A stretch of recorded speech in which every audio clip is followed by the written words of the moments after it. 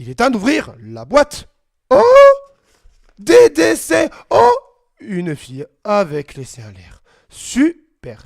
Il a fallu que ce manga contienne une fille avec les seins en l'air. Et bien sûr, c'est signé tout cru. Ça, c'est les Japonais. J'en ai marre. J'en ai marre.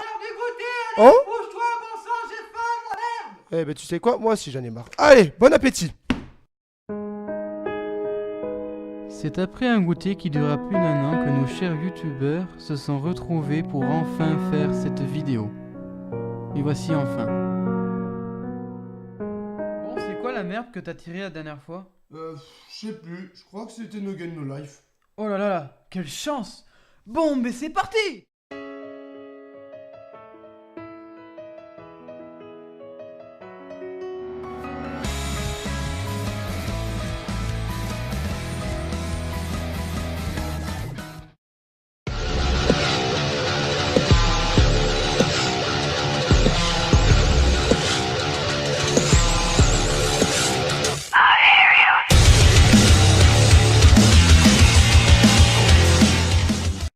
Bonjour. Nous voici pour notre première vidéo sur le thème de No Game No Life. Il est enfin temps de vous en parler. No Game No Life est un animé du genre action comedy fantasy. Il reprend le light novel paru le 25 avril 2012 par Media Factory. Écrit par Yu Kamiya, il compte à ce jour 8 volumes et actuellement toujours en cours de parution. Entre novembre 2013 et juin 2014, le light novel s'est écoulé à plus de 255 000 exemplaires, occupant la 9ème place du top Oricon. Il a donné suite au manga No Game No Life, publié depuis janvier 2013. Son dessinateur est Mashiro Ihiraji. Et l'anime quant à lui sera diffusé le 9 avril 2014, date de sa première diffusion, et finira le 25 juin 2014. Il compte à ce jour 12 épisodes et 6 OAV. Son réalisateur est Atsuko Ishizuka, accompagné du scénariste Yuki Hanada et du compositeur Shinji Ozoe. Il fut réalisé par le studio d'animation Madhouse. Oh purée, c'est le studio d'animation qui a fait Olivier et Tom le retour, Monster, Clément et Death Note. Oh purée, le studio de fou. Avec la culture. Sur ce, il fut diffusé dans les pays francophones en simulcast par Anime Digital Network. En gros ADN quoi. Et maintenant, passons aux choses sérieuses, parlons des deux personnages principaux. Présentation du premier protagoniste, Sora. Eh non, pas celui-là, l'autre. Ah, voilà, lui. Son prénom se traduit par le ciel, l'espace, le vide. Oh mais ferme-la, on s'en fout, ça a pas d'importance. Bref, il a une intuition, une culture, une intelligence sans faille. Le grand génie quoi. Passons. Quant à son histoire, Sora, depuis sa tendre jeunesse, pensait que l'humanité était stupide et faible. Mais sa rencontre avec la jeune Shiro, à l'époque âgée de 3 ans, lui redonne foi en l'humanité en une phrase. Tu es vraiment vide. On peut pas dire non plus qu'elle est tort. Quoi? J'ai dit un truc? Non, mais passons à la suite, passons à la suite. Il porte un magnifique t-shirt. Jeune pétard moutarde! Oh, je n'aurais pas dit mieux.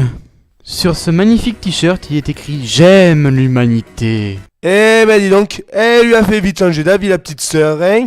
Enfin, je dis petite sœur, mais bon, ils sont pas vraiment frères et sœurs, ils sont... Oh, et puis merde, ça a pas d'importance. Justement, parlons de Shiro qui se traduit par blanc. Attends, stop. Blanc, vide, ciel, espace, les blancs. Mon Dieu! Tout est lié! T'as fini d'intervenir maintenant, on peut continuer? Bon, elle possède une intelligence dépassant le génie. Va voir aussi, hein. Elle a 11 ans et accompagne toujours son grand frère chéri d'amour. En parlant d'amour, des fois ça part pas un peu dans de l'inceste? Non? Bon, c'est un détail ça aussi, hein. Sur ce, dans le vrai monde, ils sont reclus, asociaux et ikikomoris. Je traduis en gros en français, ça veut dire no life. Mais Sora est aussi un NEET, Not in Education, Employment or Training. J'adore l'anglais! Et pour compléter le tout, ils ne vont pas à l'école et pourtant, c'est des génies. Bon, bordel, t'as pas fini de rabaisser les personnages? Quoi?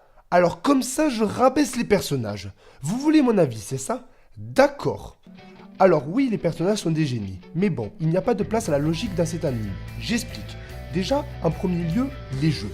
Régler les problèmes par le jeu, très bonne idée, concept est génial. Mais, dans leur cas, il n'y a pas de problème, vu qu'ils gagnent tout le temps intelligemment. Enfin, intelligemment n'est pas le mot. Les cartes, le pile ou face, quand l'oiseau s'envolera, parier le sexe de la prochaine personne qui passera dans une rue, est-ce qu'on peut appeler ça de l'intelligence? Non, moi j'appelle ça de la chance, avoir du cul.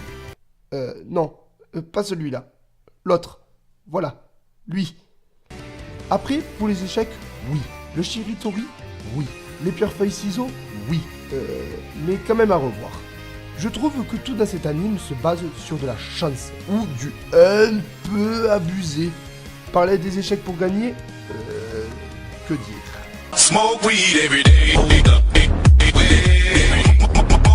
Smoke weed every day. Et que dire de décaler une dalle pour coincer une pièce alors que le temps est arrêté et que, comme par hasard, la pièce se met du bon côté. Là, je ne sais pas quoi redire, non. Smoke weed every day. Non, on a compris, c'est bon, c'est pas possible. Et pourtant, dans cet anime, tout est fait pour l'aimer. Tout. Les couleurs sont magnifiques, c'est joyeux, c'est coloré, ça respire la joie de vivre. Le concept, comme on le redit tout à l'heure, il est génial, purée. Mais pourquoi si peu de suspense? Toute l'histoire est déjà tracée. On sait la victoire d'avance. On sait tous que nos deux persos vont réussir. En plus, on est d'accord pour dire qu'il y a toujours Sora pour sauver la situation. Franchement, quand je vois Shiro, j'ai l'impression qu'elle sert de roue de secours. Regardez, au début, dans le jeu d'échecs, Shiro commence, elle galère et hop, Sora arrive et c'est dans la poche. Et pareil pour la seconde partie d'échecs. Sora commence, Shiro arrive et Sora revient et il reprend tout le mérite.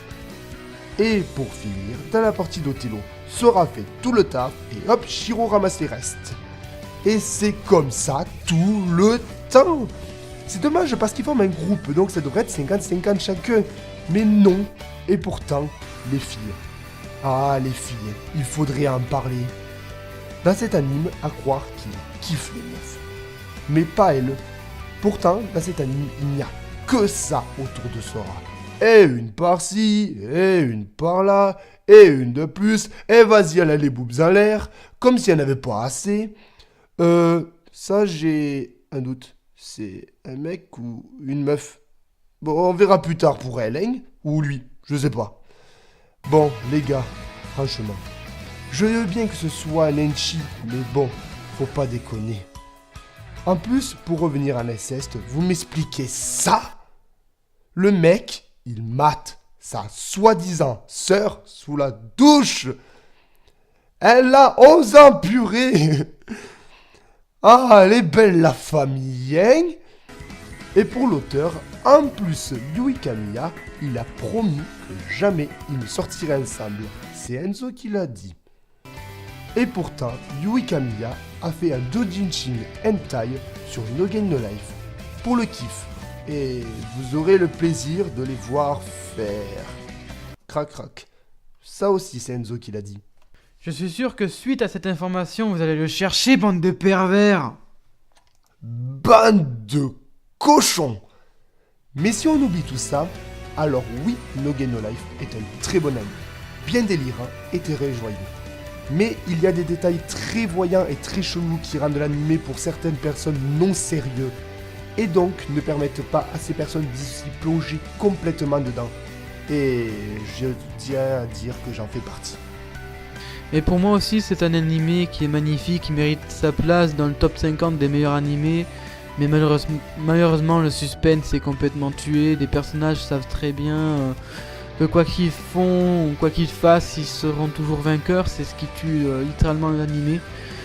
Je pense que quand le manga en lui-même ou l'anime en lui-même sera continué, je pense que l'affrontement entre Sora, Shiro et Tête, ça sera un affrontement qui va sûrement être très, très palpitant, et c'est peut-être là que le suspense reviendra à son niveau normal. Comme ça, au moins, ça permettra peut-être aux fans de cet anime de se dire « Ah, enfin, quelque chose qu'ils n'avaient pas prévu. Ah, enfin, élément de chute qui amènera la petite graine de plus de la cerise sur le gâteau de cet animé.